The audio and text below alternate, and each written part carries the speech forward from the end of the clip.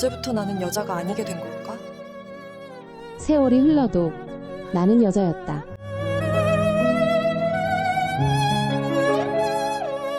챕터 1. 25년의 침묵, 사라진 나. 정선우는 새벽 5시 30분에 눈을 떴다. 알람도 울리지 않았는데 몸이 먼저 기억하는 시간이었다. 25년 동안 같은 시각, 같은 순서로 하루를 시작했다. 남편 민준의 아침 식사 준비, 시어머니의 혈압약과 함께 내어드릴 미지근한 물 한 잔, 그리고 아무도 알아주지 않는 집안일들의 연속. 거실 소파에 앉아 무릎 담요를 덮고 드라마를 보고 있는 남편을 바라보며 선우는 문득 궁금해졌다. 저 사람 눈에 나는 언제부터 보이지 않게 된 걸까? 언제부터 나는 아내가 아닌 그저 집안일을 해주는 누군가가 되어버린 걸까? 여보, 커피 좀. 민준의 말이 끝나기도 전에 선우의 손은 이미 컵을 향해 움직이고 있었다. 25년 동안 갈고 닦인 완벽한 반사신경이었다. 하지만 컵을 건네주며 스치는 남편의 시선에는 고마움도 미안함도 그 어떤 감정도 없었다. 마치 자동으로 작동하는 기계를 바라보는 것 같은 무덤덤함만 있을 뿐이었다. 선우야, 마트 좀 다녀와. 김치가 떨어져 간다. 시어머니의 목소리가 부엌에서 들려왔다. 늘 그랬듯 명령조였다. 부탁이라는 단어는 이 집에서 선우에게만큼은 존재하지 않는 듯했다. 선우는 고개를 끄덕이며 장바구니를 들었다. 거부할 이유도 거부할 힘도 이미 오래전에 소진되어 버렸다. 마트로 가는 길, 선우는 버스 창문에 비친 자신의 모습을 바라보았다. 54세. 더 이상 젊지도 않고 그렇다고 늙었다고 말하기에는 아직 이른 나이. 하지만 거울 속의 여자는 이상하게도 나이를 가늠하기 어려운 모습이었다. 마치 시간이 멈춰버린 것처럼 특별할 것 없는 평범한 얼굴. 언젠가부터 남편이 여자로 보지 않게 된 그 얼굴. 마트에서 김치를 고르다가 선우는 갑자기 멈춰섰다. 나는 언제부터 내가 좋아하는 김치 맛을 잊어버렸을까? 시어머니가 좋아하는 맛, 남편이 좋아하는 맛은 기억하면서 정작 내가 좋아하는 맛을 모른다는 사실이 문득 서글펐다. 집으로 돌아와 김치를 냉장고에 넣으면서 선우는 지난 밤을 떠올렸다. 민주는 또다시 등을 돌리고 잠들었다. 10년째 계속되는 섹스리스였다. 처음엔 서운했고 나중엔 서러웠고 이제는 그저 체념이었다. 내가 여자로서 매력이 없어서일까? 아니면 나이가 들어서일까? 수없이 자문해봤지만 답은 늘 같았다. 나는 이 집에서 아내도 여자도 아닌 그냥 필요한 누군가일 뿐이다. 오후에 시어머니가 마실 나간 사이 선우는 오랜만에 옛날 앨범을 꺼내보았다. 결혼 전 대학 시절 사진들, 그리고 더 거슬러 올라가 중학교 시절 사진들. 그 속의 자신은 지금과는 전혀 다른 사람 같았다. 눈빛이 살아있었고 웃음이 진짜였다. 특히 중학교 미술 시간에 그린 자화상 사진을 보며 선우는 가슴이 먹먹해졌다.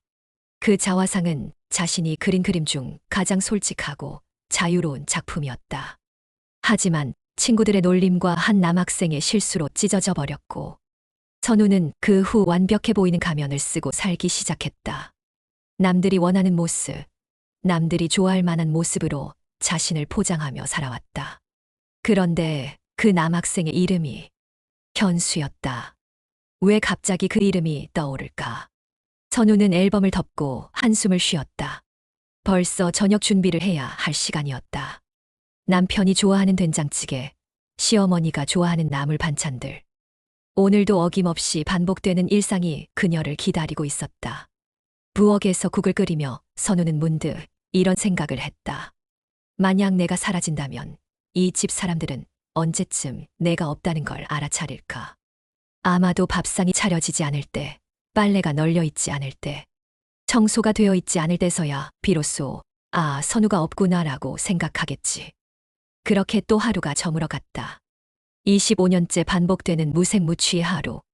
누군가에게는 평범하고 평화로워 보일지 모르지만 선우에게는 자신이 조금씩 지워져가는 잔혹한 시간이었다. 이렇게 나는 언제까지 나를 잃어가며 살아야 하는 걸까? 침대에 누워 천장을 바라보며 선우는 마지막으로 이런 생각을 했다. 나는 정말 나쁜 여자일까? 가끔씩 이 모든 것을 버리고 도망치고 싶다는 생각을 하는 게 나쁜 걸까? 아니면 이런 생각조차 하지 않고 체념하며 사는 게 더 나쁜 걸까? 하지만 내일은 또 새벽 5시 30분에 눈을 뜰 것이다. 같은 시간, 같은 일상이 그녀를 기다리고 있을 것이다. 25년 동안 그랬듯이. 샵 2챕터. 챕터 2. 그림 한 장이 내 인생을 찢어놨다. 며칠 후 선우는 동네 문화센터 앞 성인 미술교실 수강생 모집 포스터를 보고 가슴이 두근거렸다. 언제부터 그림 그리는 일을 잊어버렸을까? 저녁 준비를 하며 당근을 써는데 칼질하는 손놀림이 붓을 잡던 때와 비슷했다. 중학교 2학년 미술 시간이 선명하게 되살아났다. 오늘은 자화상을 그려보겠습니다. 가장 솔직한 자신의 모습을 그려보세요.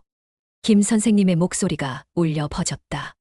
다른 아이들은 죽은 깨를 지우거나 눈을 크게 그렸지만 선우는 비뚤어진 미소, 왼쪽 볼의 점, 자유롭고 생기 넘치던 눈빛까지 그대로 담아냈다. 기술적으로 서툴렀지만 그 어떤 그림보다 진실했다. 우와, 정선우. 진짜 못 그렸네. 얼굴이 삐뚤어져 보여. 친구들의 웃음소리가 교실을 가득 메웠다. 그때 뒤에서 낮은 목소리가 들렸다. 진짜 잘 그린 것 같은데. 평소 조용하던 이현수였다. 하지만 친구들의 시선이 향하자 당황한 그가 손을 휘두르는 순간 팔이 물감 팔레트를 건드렸다. 물감이 튀고 그림이 반으로 찢어졌다. 선우의 얼굴이 정확히 갈라졌다. 괜찮아. 어차피 못 그린 그림이었어. 선우는 힘겹게 웃으며 찢어진 그림을 쓰레기통에 버렸다. 그 순간 가장 솔직했던 자신의 모습도 함께 버리고 있었다. 그날 이후 선우는 예쁘게 보이는 그림만 그렸다. 진짜 모습 대신 남들이 좋아할 가짜 모습을. 그것은 생활 전반으로 번져갔다. 대학에서는 완벽한 모범생, 결혼에서는 완벽한 아내와 며느리로. 선우야, 국이 타는 냄새가 나는데. 시어머니의 목소리에 놀라보니 된장찌개가 눌어붙고 있었다. 어머, 이게 뭐야? 25년 살림에서 이런 실수를. 죄송해요. 다시 끓이겠습니다. 딴 생각하지 말고 살림에나 신경 써. 타박을 들으며 선우는 깨달았다. 이 집에서 나는 실수할 권리도, 딴 생각할 권리도 없구나. 그날 밤 잠들지 못한 선우는 서재에서 오래된 상자를 꺼냈다. 대학 시절 미술용품들이 먼지를 뒤집어 쓴 채 있었다. 붓을 손에 쥐는 순간 잊고 있던 감각이 되살아났다. 무엇을 그릴까 고민하다 거울을 보았다. 54세의 자신. 중학교 때처럼 여전히 찢어진 채 살아가는 자신. 선우는 천천히 진짜 자신의 얼굴을 그리기 시작했다. 피곤해 지친 눈가의 주름, 억지 웃음의 흔적, 깊숙이 숨겨둔 외로움과 갈망이 담긴 눈빛까지. 그림을 그리는 동안만큼은 온전히 자기 자신이었다. 누군가의 아내도 며느리도 아닌 그냥 정선우로서. 완성된 그림을 보며 선우는 웃었다. 25년 전 찢어진 자화상처럼 지금도 조각나 있었다. 하지만 이번에는 스스로 버리지 않기로 했다. 불완전해도 아프더라도 이것이 바로 지금의 나니까. 그날 밤 선우는 오랜만에 평온한 잠에 들었다. 꿈속에서 중학생이었던 자신이 말했다.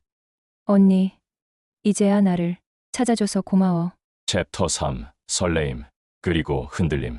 며칠 후 선우는 문화센터 미술교실에 등록했다. 25년 만에 다시 잡은 붓의 설렘을 놓치고 싶지 않았다. 남편과 시어머니에게는 동네 부녀회 모임이라고 둘러댔다. 작은 거짓말이었지만 그마저도 새로운 모험이었다. 첫 수업날 선우는 일찍 도착해 교실 뒤편에 자리 잡았다.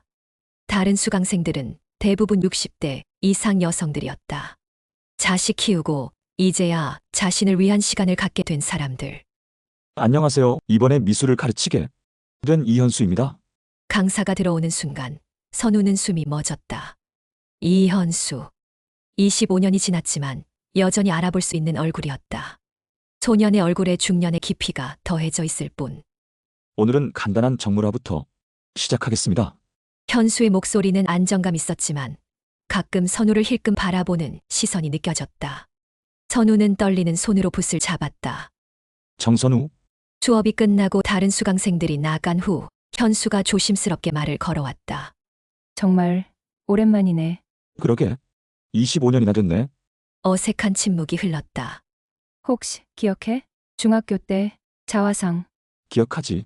현수가 말을 끊으며 답했다. 얼굴이 잠깐 어두워졌다. 정말 미안했어. 지금까지도 후회하고 있어. 괜찮아. 옛날 일인걸. 아니야. 그 그림은 정말 특별했어. 완벽하지 않아도 솔직했고 무엇보다 아름다웠어. 선우는 가슴이 뭉클해졌다. 25년이 지나서야 듣는 말이었다. 사실은 그 그림 조각을 아직도 갖고 있어. 선우는 놀란 눈으로 그를 바라봤다. 현수는 가방에서 작은 봉투를 꺼냈다. 누렇게 변색된 종이 조각, 25년 전 찢어진 자화상의 일부분이었다. 왜? 이걸? 그날 선우 씨가 그림을 버리는 걸 보면서 정말 속상했어요. 제 잘못 때문에 그런 아름다운 표현이 사라지는 게. 그래서 몰래 주워서 간직했어. 선우는 떨리는 손으로 종이 조각을 받아들었다. 25년 전의 자신이 그 안에 있었다. 불완전하지만 진실했던 그 시절의 자신. 고마워. 정말. 선우 넌 여전히 예쁘다. 그때의 그 순수한 모습이 여전히 남아있어. 집으로 돌아오는 길, 선우는 가방 속 종이 조각을 꼭 쥐고 있었다. 25년 동안 잃어버렸다고 생각했던 자신의 일부를 되찾은 기분이었다. 현수의 말이 계속 머릿속에 맴돌았다. 여전히 예뻐. 언제부터 이런 말을 들어보지 못했을까? 남편에게서도 시어머니에게서도 그 누구에게서도. 집에 도착해 거울을 보니 자신의 얼굴이 조금 달라 보였다. 무언가 살아있는 것 같은 느낌. 오랜만에 누군가에게 정선우라는 이름으로 불려본 것도, 과거의 자신을 기억해주는 사람을 만난 것도 새로웠다. 그날 밤 선우는 찢어진 자화상 조각을 책상 위에 놓고 오래 바라보았다. 혹시 이게 운명일까? 25년 만의 재회가 되찾은 이 조각이 무언가를 말하고 있는 건 아닐까? 가슴 깊은 곳에서 오랫동안 잠들어 있던 무언가가 깨어나고 있었다. 챕터 4. 선 넘은 순간 모든 게 흔들렸다. 일주일이 지났다. 선우는 매일 찢어진 자화상 조각을 들여다보며 현수의 말을 되새겼다. 그 작은 종이 조각이 마치 잃어버린 자신으로 가는 열쇠 같았다. 두 번째 미술 수업 날, 선우는 처음보다 한결 가벼운 마음으로 문화센터에 향했다. 현수를 다시 볼 수 있다는 기대감이 발걸음을 빠르게 만들었다. 이런 설렘을 언제 마지막으로 느껴봤을까? 오늘은 색채화를 해보겠습니다.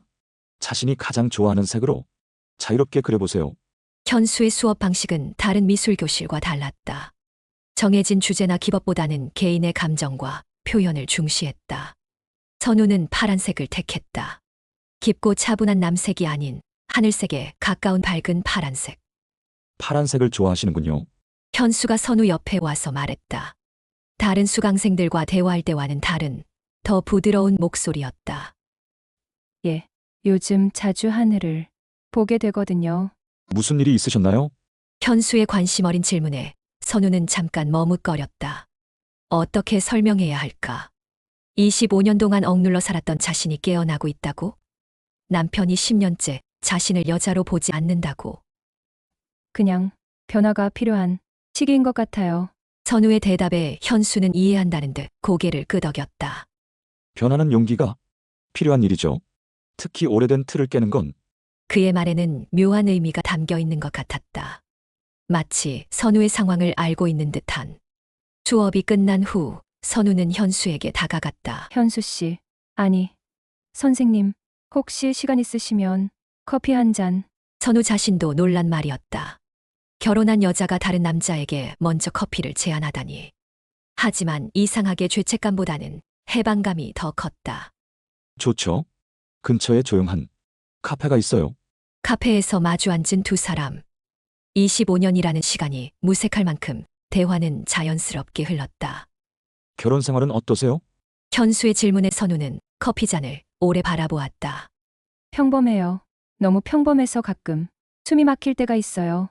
저는 결혼을 안 했어요. 아니, 못했다고. 해야 맞겠네요. 현수의 고백에 선우는 고개를 들었다. 왜요? 첫사랑을 못 잊어서요. 현수의 눈이 선우를 바라보고 있었다. 그 시선에 담긴 의미를 선우도 알 수 있었다. 가슴이 두근거렸다. 현수 씨. 선우 씨도 알고 있죠?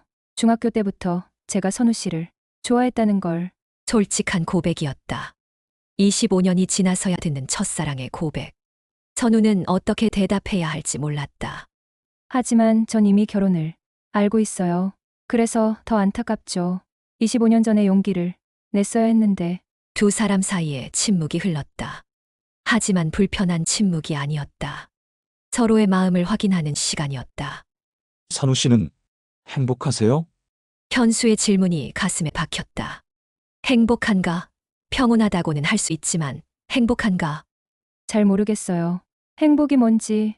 그럼 지금 이 순간은 어떠세요? 선우는 현수를 바라보았다.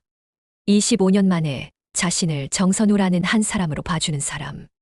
자신의 과거를 기억해주고 현재의 고민을 들어주는 사람. 지금은 살아있는 것 같아요. 현수가 선우의 손을 살짝 덮었다. 순간 전기가 흐르는 것 같았다. 언제부터 누군가의 따뜻한 손길을 느껴보지 못했을까? 선우 씨, 늦지 않았어요? 아직? 그의 말이 선우의 마음 깊은 곳을 건드렸다. 지금까지 너무 늦었다. 이미 포기해야 한다고 스스로를 달래왔는데. 누군가 늦지 않았다고 말해주니 눈물이 날 것 같았다. 집으로 돌아오는 길, 선우는 복잡한 마음이었다.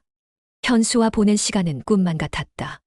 누군가 자신을 여자로 한 사람으로 대해준다는 것이 이렇게 설레는 일인 줄 몰랐다. 하지만 동시에 죄책감도 밀려왔다. 나는 유부녀인데 이런 감정을 가져도 되는 걸까? 이미 일탈의 문턱에 서 있는 건 아닐까? 집에 도착해보니 남편은 소파에서 TV를 보고 있었다. 평소와 다름없는 모습이었지만 오늘따라 더 멀게 느껴졌다. 어디 다녀왔어? 부녀회 모임이요. 또 거짓말이었다. 하지만 이번에는 가슴이 두근거렸다. 나쁜 여자가 되어가는 건 아닐까? 그날 밤 선우는 거울 앞에 서서 자신을 바라보았다. 54세의 기혼 여성. 하지만 거울 속의 자신이 조금 다르게 보였다. 뭔가 살아있는 빛이 눈에 돌아온 것 같았다. 현수의 마지막 말이 계속 귓가에 맴돌았다. 늦지 않았어요? 정말 늦지 않은 걸까? 25년간 잃어버렸던 나를 되찾는 것이. 챕터 5. 그날 밤 나는 여자가 됐다. 그로부터 일주일 후 현수에게서 문자가 왔다. 내일 개인 레슨 어떠세요? 선우 씨만을 위한 특별한 시간을 만들어드리고 싶어요. 선우는 휴대폰을 쥔 손이 떨렸다. 개인 레슨이라는 말이 단순히 미술 수업을 의미하는 것이 아님을 직감했다. 가슴 깊은 곳에서 뜨거운 무언가가 솟아올랐다. 다음 날 저녁 선우는 평소보다 신경 써서 옷을 골랐다. 너무 화려하지도 너무 수수하지도 않은 검은색 원피스. 거울을 보며 립스틱을 바르는 자신이 낯설었다. 언제부터 이렇게 자신을 꾸미지 않았을까? 오늘은 늦을 수도 있어요. 부녀회에서 뒤풀이가 있거든요. 남편에게 말하며 나가는 선우. 거짓말이 점점 자연스러워지고 있었다. 죄책감보다는 자유로움이 더 컸다. 현수가 알려준 주소는 그의 작은 화실이었다. 주택가 골목 안쪽 2층에 위치한 아담한 공간이었다. 문을 열고 들어서니 캔버스와 물감 냄새가 코끝을 간지렸다. 와주셔서 고마워요. 현수가 미소를 지으며 맞이했다. 평소보다 더 부드러운 표정이었다. 화실은 따뜻한 조명으로 은은하게 밝혀져 있었고 구석에는 작은 음향기기에서 클래식이 흘러나오고 있었다. 오늘은 뭘 그릴 건가요? 선우가 물었다. 현수는 잠깐 망설이더니 말했다. 오늘은 그림보다는 이야기를 하고 싶어요. 25년 동안 하지 못했던 이야기들. 둘은 작은 소파에 앉았다. 현수가 와인잔을 건넸다. 술은 잘 안 마셔요. 오늘만은 괜찮지 않을까요? 특별한 밤이니까. 특별한 밤이라는 말에 선우의 가슴이 뛰었다. 와인을 조금씩 마시며 두 사람은 과거 이야기를 나눴다. 중학교 시절의 추억들, 각자의 인생 경로들, 그리고 지금까지 품고 있었던 마음들. 선우 씨는 정말 아름다워요. 현수의 말에 선우는 고개를 들었다. 와인 때문일까 얼굴이 붉어져 있었다. 저는 이미 늙었는걸요. 아니에요. 지금이 가장 아름다워요. 중학교 때의 그 순수함에 지금의 깊이가 더해져서. 현수가 선우의 볼을 살짝 어루만졌다. 선우는 숨을 멈췄다. 오랫동안 잊고 있던 감각이 되살아났다. 누군가의 따뜻한 손길이 이렇게 소중하게 느껴질 줄 몰랐다. 현수 씨, 선우의 목소리가 떨렸다. 현수는 천천히 선우에게 가까워졌다.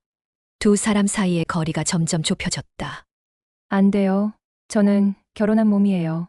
선우가 마지막 양심의 소리를 냈다. 하지만 현수는 멈추지 않았다. 선우 씨, 당신은 25년 동안 충분히 좋은 아내였어요. 이제는 선우 씨 자신을 위해 살 권리가 있어요. 현수의 손이 선우의 어깨를 감쌌다. 선우는 저항하려 했지만 몸이 말을 듣지 않았다. 오히려 현수의 품으로 스며들어가고 있었다. 이건 잘못된 일이에요. 잘못된 건 25년 동안 당신을 무시해온 사람들이에요. 당신은 아무것도 잘못하지 않았어요. 현수의 입술이 선우의 귀가에 닿았다. 속삭이는 목소리가 선우의 마지막 이성을 무너뜨렸다. 조명이 어둡게 조절되었다. 화실 한쪽 구석 캔버스들이 벽에 기대어 세워진 그 공간에서 두 사람의 그림자가 하나로 녹아들었다. 선우는 25년 만에 자신이 여자라는 것을 느꼈다. 누군가 자신을 원하고 있다는 것을, 자신도 누군가를 갈망하고 있었다는 것을 깨달았다. 벽에 걸린 그림들이 흔들리는 듯했고 물감 냄새 속에서 두 사람의 숨소리만이 공간을 채웠다. 현수의 손끝이 선우의 찢어진 자화상 조각을 더듬는 것처럼 조심스럽고 간절했다. 마치 깨어질까봐 걱정하는 것처럼, 하지만 동시에 오래 기다려온 순간을 놓치고 싶지 않다는 듯이. 선우야, 오랜만에 들어보는 이름 부르기였다. 존댓말이 아닌 중학교 시절처럼 친근한 호칭. 그 한마디에 선우의 마지막 방어막이 무너졌다. 어둠 속에서 두 사람은 서로의 그림자가 되어 주었다. 선우는 자신 안에 숨어있던 또 다른 모습을 발견했다. 완벽한 아내도 순종적인 며느리도 아닌 그냥 한 명의 여자로서의 자신. 시간이 얼마나 흘렀을까? 선우는 현수의 품에 안겨 있었다. 가슴이 빠르게 뛰고 있었다. 죄책감과 해방감이 동시에 밀려왔다. 후회하고 있어요? 현수가 조심스럽게 물었다. 선우는 오랫동안 생각했다. 후회하고 있는가? 모르겠어요. 하지만 후회하고 싶지는 않아요. 솔직한 대답이었다. 25년 동안 억눌러왔던 자신의 욕망을 마주한 순간이었다. 선우야, 당신은 나쁜 여자가 아니에요. 당신은 그저 사랑받고 싶었던 거예요. 인정받고 싶었던 거고. 현수의 말이 선우의 가슴에 새겨졌다. 그렇다. 나는 사랑받고 싶었다. 한 사람의 여자로서 인정받고 싶었다. 늦은 밤, 집으로 돌아가는 길에 선우는 거리의 가로등을 바라보며 생각했다. 이제 돌이킬 수 없는 선을 넘었다. 하지만 이상하게도 두렵지 않았다. 오히려 살아있다는 느낌이 더 강했다. 집에 도착해 거울을 보니 자신이 완전히 달라져 있었다. 눈빛이 살아있었고 입술에는 미소가 번져 있었다. 25년 만에 되찾은 진짜 자신의 모습이었다. 그날 밤 선우는 오랜만에 깊은 잠에 들었다. 꿈속에서도 현수의 손길이 느껴지는 것 같았다. 그리고 마지막으로 이런 생각을 했다. 나는 나쁜 여자일까? 아니면 드디어 진짜 나를 찾은 걸까? 챕터 6. 10년의 침묵. 남편의 비밀. 현수와의 그 밤 이후 선우는 달라졌다.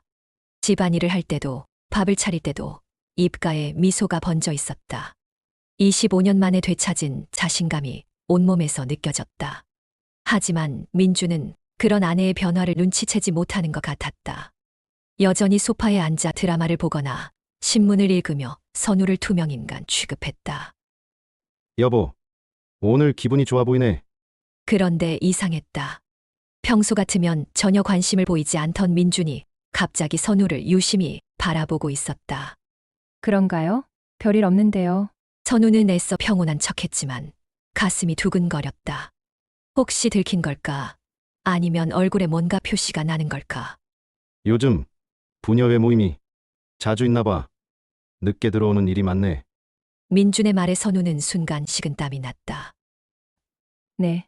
요즘 활동이 좀 많아서요. 그날 밤 잠자리에서 민준이 선우에게 등을 돌리려는 순간이었다. 선우는 용기를 내어 남편의 어깨에 손을 올렸다. 여보, 10년 만의 스킨십 시도였다. 하지만 민준은 몸을 움츠렸다. 피곤해. 내일 일찍 나가야 해서. 또다시 거절당한 선우. 하지만 이번에는 전과 달랐다. 상처받기보다는 궁금증이 더 컸다. 현수와 함께 있을 때 느꼈던 그 감정들을 통해 알게 되었다. 사랑하는 사람 앞에서는 이런 식으로 거부할 수 없다는 것을. 다음 날 선우는 민준이 출근한 후 그의 서재를 들여다보았다. 25년 동안 한 번도 뒤져본 적 없는 공간이었다. 서랍을 열어보니 여러 서류들과 함께 작은 약봉지가 나왔다. 항불안제, 우울증 치료제. 선우는 충격을 받았다. 민준이 약을 먹고 있었다는 것을. 그것도 10년째. 더 뒤져보니 병원 진료 기록이 나왔다. 10년 전부터 시작된 공황장애와 우울증 치료 기록이었다. 의사의 소견서에는 이런 내용이 적혀 있었다. 환자는 극도의 완벽주의 성향으로 이내 가정에서의 가장 역할에 대한 압박감을 심하게 느끼고 있음. 특히 아내와 어머니 앞에서 약한 모습을 보이는 것에 대한 공포가 심각한 수준. 선우는 손이 떨렸다. 민준의 10년간의 무관심과 섹스리스가 자신에 대한 무시가 아니라 자신의 병을 숨기려는 몸부림이었다는 것을. 그날 저녁 민준이 집에 돌아왔을 때 선우는 약봉지를 식탁 위에 놓고 기다리고 있었다. 이게 뭐예요? 남편의 얼굴이 순간 하얗게 변했다. 자기야. 그건 10년 동안 아프셨던 거예요? 남편은 고개를 떨구고 말문을 막았다. 한참 후에야 입을 열었다. 미안해. 말하고 싶었는데 할 수가 없었어. 왜요? 저는 당신 아내인데. 그래서 더 말할 수 없었어. 내가 나를 무능한 남편으로 볼까봐, 가장 자격이 없다고 생각할까봐. 민준의 목소리가 떨렸다. 공황 발작이 올 때면 정말 죽을 것 같았어. 그런 모습을 내가 보면 실망할까봐. 침대에서도 약 때문에 몸이 말을 안 들어서. 그래서 아예 피했던 거야. 선우는 복잡한 마음이었다. 10년 동안 자신이 매력 없는 여자라고 자책했는데 사실은 남편이 혼자 아파하고 있었던 것이다. 그럼 저한테는 왜 차갑게 대하셨어요? 투명인간처럼. 그것도 미안해. 내가 나에게 관심을 보이면 더 미안하고 괴로웠어. 제대로 된 남편 역할을 못 해주는 게. 민준이 처음으로 눈물을 보였다. 25년 결혼 생활에서 남편이 우는 모습을 본 것은 처음이었다. 바보예요. 정말. 왜 혼자 아파했어요? 선우도 눈물이 났다. 하지만 동정심과 함께 묘한 죄책감도 밀려왔다. 남편이 아파하는 동안 자신은 다른 남자와. 선우야. 나 때문에 고생했지? 정말 미안해. 남편이 선우의 손을 잡았다. 10년 만에 처음 남편이 자신의 손을 잡는 것이었다. 하지만 이상하게도 현수의 손길과는 전혀 다른 감촉이었다. 이제부터는 말해줄게. 나도 치료받으면서 많이 나아졌어. 약도 줄이고 있고. 민준의 고백을 들으며 선우는 혼란스러웠다. 남편에 대한 미안함과 현수에 대한 죄책감이 동시에 밀려왔다. 하지만 한 가지는 분명했다. 민준의 이런 모습을 봐도 가슴이 뛰지 않는다는 것. 동정심은 있어도 사랑하는 감정은 더 이상 느껴지지 않는다는 것. 그날 밤 선우는 잠들지 못했다. 남편의 10년간의 고통을 알게 된 죄책감과 현수와의 관계에 대한 복잡한 감정이 얽혀 있었다. 나는 정말 나쁜 여자인가? 아픈 남편을 둔 상태에서 다른 남자와. 하지만 다른 한편으로는 이런 생각도 들었다. 그럼 나는 계속 이렇게 살아야 하는 건가? 남편의 아픔을 이해한다고 해서 나의 외로움까지 사라지는 건 아닌데. 챕터 7. 시어머니도 여자였다. 남편의 진실을 알게 된 지 며칠 후 선우는 더욱 복잡한 마음으로 지내고 있었다. 남편에 대한 미안함과 현수에 대한 그리움이 동시에 마음을 짓누르고 있었다. 그런 어느 날 시어머니가 갑자기 선우를 불렀다. 선우야, 잠깐 내 방으로 와봐. 시어머니의 방에 들어서니 늘 정갈하게 정리되어 있던 공간이 어수선했다. 오래된 앨범들과 편지들이 침대 위에 어지럽게 펼쳐져 있었다. 어머님, 일이세요? 앉아. 할 말이 있어. 시어머니의 목소리가 평소와 달랐다. 차갑고 명령조가 아닌 어딘가 떨리는 목소리였다. 25년 동안 너를 괴롭혔지. 갑작스러운 말에 선우는 당황했다. 시어머니가 사과를 한다는 것이 믿기지 않았다. 아니에요, 어머님. 아니야. 나는 너를 미워했어. 처음부터 끝까지. 시어머니가 오래된 사진 한 장을 선우에게 내밀었다. 젊은 시절의 시어머니와 놀랍게도 선우의 아버지가 함께 찍힌 사진이었다. 이게 뭐예요? 너의 아버지야. 내가 사랑했던 사람. 선우는 충격을 받았다. 시어머니가 자신의 아버지를 사랑했다는 것이 30년 전 너의 아버지와 나는 직장 동료였어. 나는 그 사람을 정말 사랑했지. 시어머니의 눈에 눈물이 맺혔다. 하지만 그 사람은 너의 어머니를 선택했어. 나보다 더 예쁘고 더 젊고 더 상냥한 여자를. 선우는 아무 말도 할 수 없었다. 그 후로 나는 결혼을 포기하려고 했지. 하지만 부모님의 강요로 민준이 아버지와 결혼했어. 사랑 없는 결혼이었지. 시어머니가 또 다른 사진을 보여주었다. 결혼식 사진이었는데 신부의 표정이 전혀 행복해 보이지 않았다. 그런데 민준이가 너를 데리고 왔을 때 정말 충격이었어. 너는 내 어머니를 너무나 닮았거든. 특히 웃는 모습이. 선우의 가슴이 답답해졌다. 그래서 더 미워했어. 너는 내가 갖지 못한 모든 걸 갖고 있었으니까. 사랑하는 사람의 딸이고 젊고 아름답고 그리고 무엇보다 내 아들의 사랑을 받고 있었으니까. 어머님, 25년 동안 너를 괴롭힌 건 질투 때문이었어. 내가 행복한 모습을 볼 때마다 견딜 수가 없었어. 나는 평생 사랑받지 못했는데 너는 태어날 때부터 사랑받는 운명이었으니까. 시어머니가 오래된 편지들을 선우에게 보여주었다. 이건 내 아버지가 나에게 보낸 편지들이야. 너희가 결혼하기 전까지도 가끔 연락을 했거든. 물론 단순한 동료 관계로.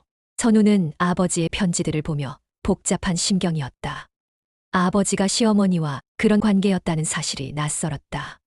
마지막 편지는 내가 결혼한다는 소식을 알려주는 거였어. 그때 내 아버지가 뭐라고 했는지 알아? 선우는 고개를 저었다. 선우가 좋은 집으로 시집가서 정말 다행입니다. 하지만 걱정도 되네요.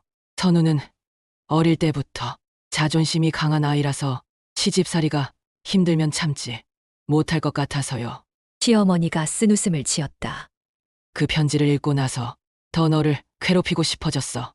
내 아버지의 걱정이 현실이 되도록. 선우는 분노가 치밀었다. 하지만 동시에 시어머니의 인생이 불쌍하기도 했다. 어머님은 왜 이제야 이 얘기를 하세요? 요즘 너를 보면서 예전과 다르다는 걸 느꼈어. 뭔가 살아있는 느낌이라고 할까? 그래서 궁금해졌지. 혹시 너도 나처럼 사랑 때문에 고민하고 있는 건 아닌가 하고. 시어머니의 날카로운 눈빛이 선우를 꿰뚫어 보았다.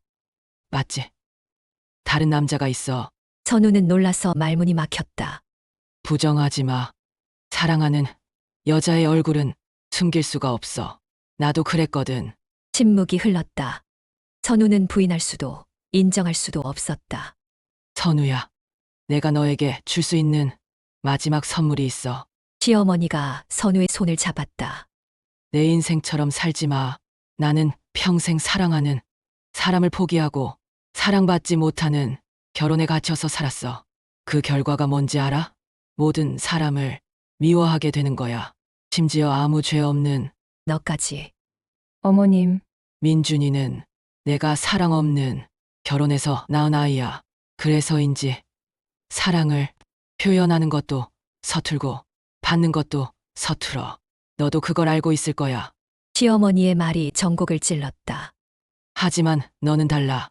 너는 아직 늦지 않았어. 진짜 사랑을 선택할 수 있어. 하지만 저는 이미 결혼한 몸이에요. 그게 뭐가 중요해? 나는 25년 동안 형식적인 결혼 생활을 유지했지만 그게 진짜 행복이었나? 아니었어. 그저 남들 보기에 그럴듯한 가면일 뿐이었지. 시어머니가 선우를 똑바로 바라보았다. 선우야, 내가 너에게 물려주고 싶지 않은 게 하나 있어. 바로 침묵의 유산이야. 하고 싶은 말을 하지 못하고 사랑하고 싶은 사람을 사랑하지 못하고 자신의 인생을 포기하며 사는 것. 그럼 어머님은 지금 저에게 이혼을 하라고 하시는 건가요? 그건 내가 결정할 일이야. 하지만 한 가지만은 확실해. 지금처럼 살면 결국 나처럼 모든 걸 미워하게 될 거야. 그날 밤 선우는 시어머니의 말을 되새기며 잠들지 못했다. 25년간 자신을 괴롭혔던 사람이 마지막에 가장 중요한 조언을 해준 것이 아이러니했다. 침묵의 유산을 물려받지 말라. 과연 자신에게는 어떤 선택이 맞을까? 챕터 8 55세 나를 다시 그리다. 시어머니와의 대화 후 일주일이 지났다. 선우는 매일 현수의 연락을 받았지만 만나지 않았다. 마지막 선택을 위해서는 온전히 혼자만의 시간이 필요했다. 그 일주일 동안 선우는 자신의 54년 인생을 차근차근 되짚어 보았다. 중학교 시절 찢어진 자화상으로 시작된 가면 쓰기, 25년간의 완벽한 아내 연기, 그리고 현수를 통해 되찾은 진짜 자신. 어느 봄날 오후 선우는 25년 전 그 찢어진 자화상 조각을 손에 쥐고 현수의 화실로 향했다. 마지막 결정을 내리기 위해서 화실 문을 열자 현수가 그림을 그리고 있었다. 선우의 얼굴을 그리고 있었다. 중학교 시절의 자화상을 복원하듯 찢어진 부분까지 완전하게 그려낸 선우의 모습이었다. 와주실 줄 알았어요. 현수가 붓을 내려놓으며 미소를 지었다. 이게 저예요? 선우가 그림을 바라보며 물었다. 그림 속의 자신은 54세의 나이에도 불구하고 중학생 때의 그 순수함과 지금의 깊이가 조화롭게 어우러져 있었다. 완전한 선우 씨예요. 가면을 쓰기 전이 진짜 모습이자 앞으로 살아갈 진짜 모습이기도 하고요. 현수의 말에 선우는 오랫동안 그림을 바라보았다. 그리고 문득 깨달았다. 자신이 정말로 원하는 것이 무엇인지. 현수 씨, 네, 저 이혼할 거예요. 현수의 눈이 커졌다. 하지만 당신과 함께하기 위해서가 아니에요. 이번에는 현수가 당황했다. 25년 동안 누군가의 아내로 며느리로 살면서 정작 정선우로는 한 번도 살아본 적이 없다는 걸 깨달았어요. 이제는 정말로 나 자신으로 살고 싶어요. 선우의 목소리에는 확신이 담겨 있었다. 당신을 통해서 다시 나를 찾을 수 있었어요. 25년 동안 잃어버린 나를. 그것만으로도 당신은 제게 충분히 큰 선물을 주신 거예요. 선우 씨, 사랑해요. 정말로. 하지만 지금의 저에게 필요한 건 누군가와의 사랑이 아니라 저 자신과의 화해예요. 현수는 오랫동안 선우를 바라보다가 천천히 고개를 끄덕였다. 알겠어요. 선우 씨가 진정으로 원하는 것이 무엇인지. 현수가 선우에게 다가와 찢어진 자화상 조각을 함께 들여다보았다. 이 조각이 저에게 돌아온 건 결국 완전한 선우 씨가 되기 위해서였던 거네요. 선우는 미소를 지었다. 네, 결국은 나에게 돌아오는 거였어요. 그로부터 6개월 후 선우는 조그만 원룸에서 혼자 살고 있었다. 이혼 과정은 생각보다 평화로웠다. 민주는 자신의 병 때문에 아내를 행복하게 해주지 못했다는 죄책감에, 시어머니는 선우가 침묵의 유산을 끊기를 바라는 마음에 이혼에 동의했다. 작은 집이었지만 온전히 자신만의 공간이었다. 벽 한쪽에는 복원된 자화상이 걸려 있었다. 현수가 마지막 선물로 완성해준 그림이었다. 선우는 다시 미술을 시작했다. 이번에는 남들이 좋아할 만한 그림이 아닌 자신이 그리고 싶은 그림들을. 54세의 늦은 나이에 시작한 새로운 인생이었지만 그 어느 때보다 생생했다. 어느 날 저녁 선우는 새로 그린 자화상 앞에 서서 중학교 시절의 자신에게 말을 걸었다. 고마워. 찢어졌을 때 포기하지 않고 기다려줘서. 그림 속의 소녀가 미소 짓는 것 같았다. 현수와는 가끔 연락을 주고받았다. 하지만 만나지는 않았다. 서로에게 상처를 주고 싶지 않았고 무엇보다 선우는 지금 혼자만의 시간이 소중했다. 25년 동안 잃어버린 자신을 완전히 되찾기 위해서는 더 많은 시간이 필요했다. 가끔 전 남편 민준에게서 안부 문자가 왔다. 치료를 받으면서 많이 나아지고 있다는 소식이었다. 선우는 그런 소식이 반가웠다. 미움 대신 서로에 대한 이해가 남아있는 이혼이어서 다행이었다. 시어머니는 요양원으로 들어갔다. 본인이 원한 선택이었다. 이제 혼자 남은 시간도 나답게 보내고 싶다는 것이 이유였다. 선우는 일주일에 한 번씩 시어머니를 찾아가 그림을 그려드렸다. 25년 동안 서로를 미워했던 관계였지만 이제는 같은 여자로서 서로를 이해하게 되었다. 1년 후 선우는 작은 개인전을 열었다. 제목은 찢어진 자화상 54세. 새로운 시작. 전시장을 찾은 사람들은 그리 많지 않았지만 그것도 괜찮았다. 이 전시는 남들을 위한 것이 아니라 자신을 위한 것이었으니까. 전시 마지막 날, 현수가 찾아왔다. 축하해요. 정말 멋진 전시예요. 고마워요. 와줘서. 두 사람은 복원된 자화상 앞에 나란히 서 있었다. 후회하지 않으세요? 현수가 조심스럽게 물었다. 전혀요. 오히려 이제야 진짜 제 인생이 시작된 것 같아요. 선우의 얼굴에는 평온한 미소가 번져 있었다. 그럼 저도 후회하지 않겠어요? 선우 씨가 행복하면 되는 거니까. 현수도 미소를 지었다. 그날 밤 선우는 혼자 집으로 돌아와 거울 앞에 섰다. 55세가 된 자신의 얼굴을 바라보며 생각했다. 나는 나쁜 여자였을까? 아니다. 나는 그저 진짜 나를 찾고 싶었던 여자였다. 25년 동안 가면을 쓰고 살다가 마침내 그 가면을 벗어던진 여자였다. 찢어진 자화상은 이제 완전히 복원되었다. 그리고 그 그림처럼 선우의 인생도 새로운 색깔로 칠해지고 있었다. 결국 모든 것은 자신에게 돌아왔다. 잃어버린 자신이, 억눌린 꿈이, 그리고 진정한 행복이. 그것이 바로 선우가 찾던 답이었다. 늦었다고 생각할 때가 가장 빠른 때라고 했던가. 55세의 정선우는 이제야 진정한 자신의 인생을 시작하고 있었다. 나의 하루가 쉬어가네. 인생 가방 함께하는 시간, 웃고 울며 지나온 너들을 안아. 인생 다만 마음 기댈 곳 하나. 여기서 우리 다시 만나요.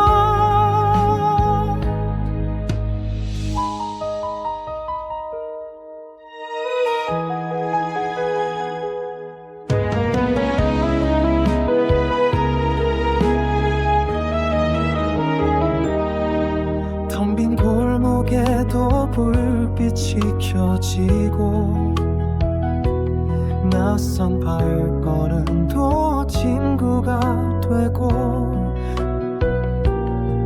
세월이 흘러도 변치 않는 이름, 그대 곁에 늘 머물게요.